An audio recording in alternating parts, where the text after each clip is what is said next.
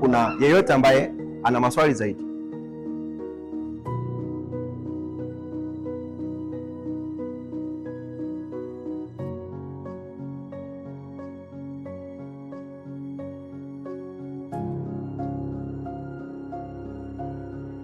Dada, habari? Salama, unaendeleaje? Endelea vizuri. Pole kwa kuugua. Asante. Unajisikiaje toka ulivyokuja jana hadi sasa hivi? Sawa. Sasa daktari, mgonjwa wetu anaitwa Goli Pangani. Alikuja jana mida ya saa 8 mchana. Ila alikuja na complain ya kusema kwamba kichwa kinamuuma sana na pia anahisi kizunguzungu. Ila tulimpatia matibabu, tukampa dawa ya kupunguza maumivu kwa sababu alikuwa analalamika kichwa kilikuwa kinamuuma. Ila kwa sasa anajisikia vizuri.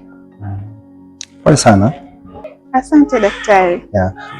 Unaendeleaje? Kuna tofauti wote kati ya jana na sasa hivi?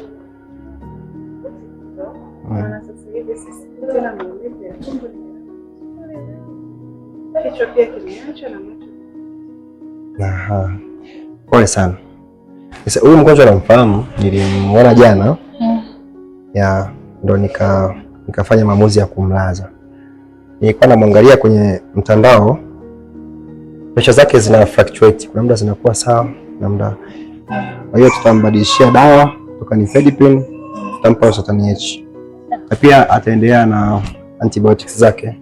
Nimeshatuma zipo kwenye